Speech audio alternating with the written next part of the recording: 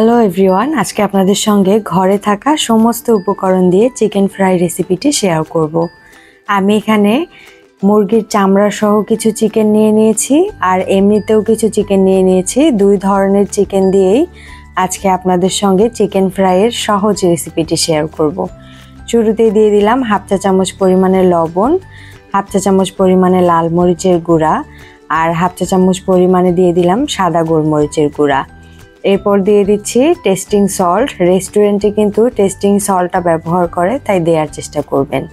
এক চা চামচ আদা রসুন বাটা, এক চা চামচ টমেটো সস, এক চা চামচ পরিমাণে সয়া সস আর এক চা চামচ পরিমাণে ফিশ সস দিয়ে দিলাম।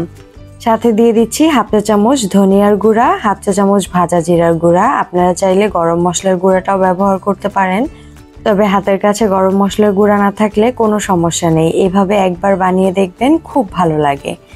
তারপর সব কিছু খুব ভালো করে মাখিয়ে নিয়ে এভাবেই রেখে দিব 4 ঘন্টা। এখানে একটা পাত্রে নিয়ে নিলাম 1.5 কাপ পরিমাণে ময়দা।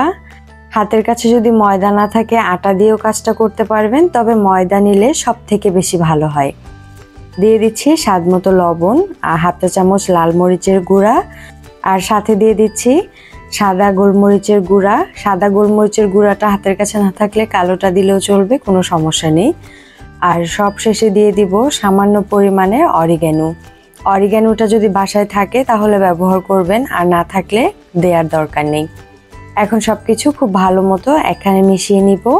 4 ঘন্টা পর চিকেনটা নিয়ে আসলাম আর খুব ভালো করে আরও একবার সমস্ত মশলার সঙ্গে মাখিয়ে নিচ্ছি। এবার যেটা করব, এখান থেকে 1 পিস চিকেন নিয়ে নিব আর ময়দার মধ্যে রেখে উপর দিক থেকে বেশ অনেকটা ময়দা দিয়ে খুব ভালো করে চেপে চেপে চিকেনের গায়ে লাগিয়ে নিতে হবে। খুব ভালো মতো 2 পিঠ এরকম উল্টে পাল্টে চিকেনের শরীরে লাগিয়ে নেওয়ার পর এক্সট্রা যেই ময়দাটা থাকবে সেটাকে এভাবে ঝেড়ে ফেলে দিয়ে একদম ঠান্ডা পানিতে দিয়ে দিব। ঠান্ডা পানিতে চুবিয়ে রাখবো 30 সেকেন্ডের মতো। আর এর মধ্যে এখানে কয়েকটা চিকেনের শরীরে একই রকমভাবে ময়দা দিয়ে খুব ভালো মতো কোট করে নিব।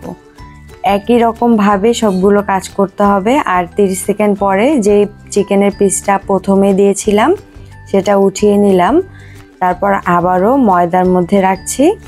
এটাকে একই রকমভাবে উপর দিক থেকে ময়দা দিয়ে আবারও চেপে চেপে খুব ভালো মতো কোট করে নিতে হবে। আপনারা চাইলে এরকমভাবে 3 বার 4 বারও করতে পারেন, তবে আমার কাছে এর থেকে বেশি করার দরকার মনে হয়নি, তাই আমি এর থেকে আর বেশি করব না আর এটাকে পানিতে দিব না। এরকমভাবেই ভেজে নিব। আর একই রকমভাবে বাকি সবগুলো চিকেন আমি রেডি করে ফেলবো একটা একটা করে। এইভাবে করে উঠিয়ে নিলাম। দেখতেই পাচ্ছেন কত সুন্দরভাবে হয়ে গেছে। আর আগে থেকেই তেল বসিয়ে রেখেছিলাম। তেলটা একটু গরম হয়ে আসলে সবগুলো চিকেনের পিস আমি এখানে ছেড়ে দিচ্ছি। একটা কথা মাথায় রাখবেন, চিকেনগুলোকে ময়দা থেকে ওঠানোর সঙ্গে সঙ্গে এভাবে তেলে দিয়ে ভেজে নিতে হবে, খুব বেশিক্ষণ রাখা যাবে না। একটু সময় নিয়ে চুলার জালটা মিডিয়াম টু লোয়ে করে খুব ভালো মতো সবগুলো চিকেন ভেজে নিব। এতে করে ভিতরের দিক থেকে খুব সুন্দরভাবে হয়ে আসবে। আর এই চিকেনগুলো ভাজতে আমার সময় লেগেছে প্রায় 15 থেকে 16 মিনিটের মতো। আমি একটু সময় নিয়ে খুব ভালো করে ভেজে নিয়েছি। একটু ধৈর্য নিয়ে কাজটা করবেন, দেখবেন একদম বাহিরের মতো চিকেন ফ্রাই ঘরেই বানিয়ে ফেলছেন। আর আমি তো বলবো এটা বাহিরের থেকেও খেতে অনেক বেশি মজাদার। আমি একটু ব্রাউন কালার করে ভেজে নিলাম, তবে আপনারা চাইলে আরও হালকা করে ভাজতে পারেন। এরকম ব্রাউন কালার করে ভাজলে বাসায় সবাই অনেক বেশি পছন্দ করে। আশা করব দেখেই বুঝতে পারছেন এটা কতটা ক্রিস্পি হয়েছে আর ভিতর দিক থেকে কতটা পারফেক্টভাবে হয়ে এসেছে।